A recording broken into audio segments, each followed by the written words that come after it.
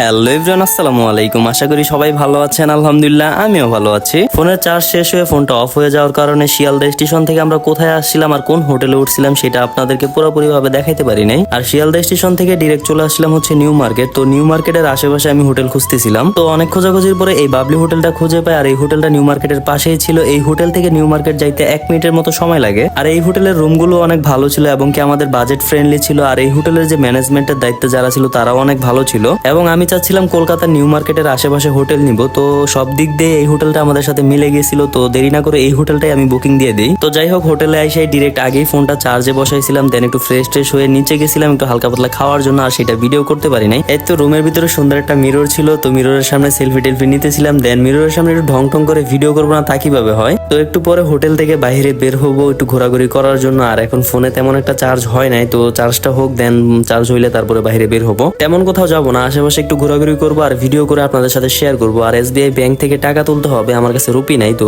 Rupee তুলতে হবে আর কি, সরি। এই তো একটু রেস্ট নিয়ে আর এই ফাঁকে ফোনে ভরপুর চার্জ দিয়ে দেন বিকালবেলা একটু হোটেল থেকে বের হইলাম বাহিরে। আর রাস্তা দিয়ে হাঁটতে হাঁটতে আমার চোখের সামনে একটা রয়্যাল এনফিল্ড 400 সিসির বাইক পড়লো, হায়ার সিসির বাইক আর কি। তো দেখে আমি একটু আপনাদেরকে দেখানোর জন্য ভিডিও করে নিলাম। ইন্ডিয়ার রাস্তাগুলোতে আপনারা একটু খেয়াল করলে এই টাইপের হায়ার সিসির বাইক অ্যাভেলেবেল দেখতে পারবেন। তো বাইকটা দেখে আমার কাছে অনেক বেশি ভালো লাগতেছিল। যাই হোক, আমার ডিরেক্ট সামনে যে বড় লাল বিল্ডিংটা দেখতে পাচ্ছেন এটা হচ্ছে ইন্ডিয়ান সরকারি কর্পোরেট অফিস। এটার সামনে আসতে আমার হোটেল থেকে মাত্র 30 সেকেন্ডের মতো সময় লাগে। আর এই সরকারি কর্পোরেট অফিসের পাশেই হচ্ছে নিউ মার্কেট। তাহলে তো বুঝতেই পারতেছেন আমার হোটেল থেকে এই নিউ মার্কেটে আসতে কতক্ষণ সময় লাগতে পারে। এই কর্পোরেট অফিসের পাশেই দেখতে পারলাম কিছু মানুষ বসে আছে, মেবি এখানে কোনো দলীয় সম্মেলন হবে। তো আমি আর কি একটু দাঁড়ায় ছিলাম দেখার জন্য যে কিসের সম্মেলন হয়, বাট এখানে যারা স্টেজে বক্তব্য দিবে তারা কেউই এখন আসে নাই। আর এই দিক দিয়ে রাতও হয়ে যাবে, তো ভাবলাম আমার টাকাও তুলতে হবে ব্যাংক থেকে আর কি, রুপি তুলতে হবে আর কি, সরি বারবার আমি টাকা বলতেছি। আর যাই হোক, আশেপাশে একটু ঘুরে দেখবো, তাই ভাবলাম যে আর এখানে না দাঁড়ায় থাকি, একটু ঘুরে টুরে দেখি আর আপনাদেরকে একটু ঘুরে দেখাই। আর আপনারা চারপাশের বিল্ডিং গুলো দেখতেই পারছেন, অনেক পুরাতন বিল্ডিং। এই কর্পোরেট অফিস এবং কর্পোরেট অফিসের সামনে যে বিল্ডিংটা সেটা অনেক পুরাতন। এগুলো হচ্ছে আমি যেটা জানতে পারলাম ব্রিটিশ আমলের আর কি বিল্ডিং গুলো। এই তো এখন আমি একটা এসবিআই ব্যাংক খুঁজতেছিলাম, তো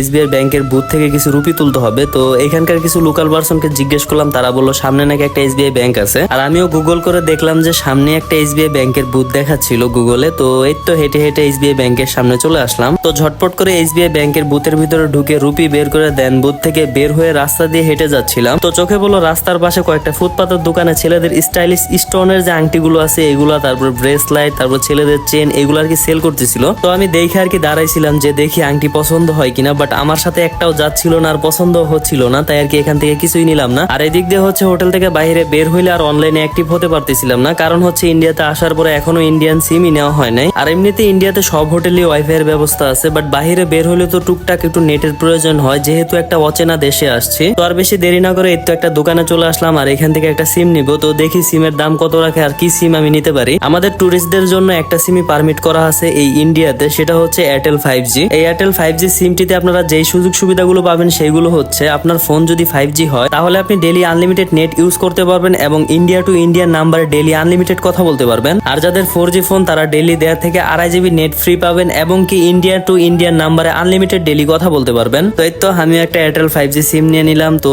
আমার কাছ থেকে এয়ারটেল 5G সিমটা তারা রাখছে হচ্ছে 350 রুপি। আর আমার এই সিমটা এখন আর কি অ্যাক্টিভ করে দিচ্ছে আমার পাসপোর্টটি দিয়ে। আর আমার ফোনটা হচ্ছে 5G ফোন, আর এয়ারটেলের যে আনলিমিটেড নেটের যে অফারটা সেটা আর কি আমি পাইছি আলহামদুলিল্লাহ। এদিক দিয়ে খুব চা খাইতে ইচ্ছা করতেছিল, ইন্ডিয়ান মটকা চাটা আর কি। তো সিম কিনে ডিরেক্ট চলে আসলাম চা খাওয়ার জন্য। এটা হচ্ছে ইন্ডিয়ান ফেমাস চা, যারা ইন্ডিয়াতে গেছেন তারা তো মাস্ট বি এই চাটা খাইছেন। আর আপনারাই বলতে পারবেন যে ইন্ডিয়ান এই চাটা কেমন লাগছে আপনাদের কাছে। ইন্ডিয়ান চা বাদে ইন্ডিয়ান অন্য সব খাবার কেমন সেটা সঠিক আমি জানি না, বাট ইন্ডিয়ান চায়ের কথা নতুন করে বলার মতো তেমন কিছুই নাই। যারা আগে পরে ইন্ডিয়াতে আসছেন তারা অবশ্যই জানেন ইন্ডিয়ার চাটা কেমন। এই তো চা খেয়ে ডিরেক্ট হোটেলে চলে আসছি, অনেক হাঁটাহাঁটি করছি, অনেক ক্লান্ত হয়ে গেছি আর কি। তো এখন একটু রেস্ট নিবো, দেন ফ্রেশ হয়ে চেঞ্জ করে দেন আবার পরে রাতের খাবার খাওয়ার জন্য আর কি বের হবো। এই তো ফ্রেশ হয়ে 1.5-2 ঘন্টার মতো রেস্ট নিয়ে দেন আবারও বের হয়ে পড়লাম রাতের খাবার খাওয়ার জন্য। তো দেখি রাতের খাবার কি খাওয়া যায়, ভারী খাবার খাইতে একদমই ইচ্ছা করতেছিল না ভাতটা, তো হালকা খাবার খাবো আর কি। এদিকে আমাদের হোটেলের সামনে রাস্তার অপোজিট পাশে একটা বাংলা ছোটখাটো খাবারের হোটেল ছিল। তো ওইটার ভিতরে দেখলাম রুটি টুটি বানাচ্ছিল, তো ভাবলাম যে ওইগুলাই খাবো হালকা খাবার। দেন যেই কথা সেই কাজ আইসা বসলাম আর আমাদের খাবারটা অর্ডার দেওয়ার কিছুক্ষণ পরেই তারা খাবারটা রেডি করে দিয়ে গেল।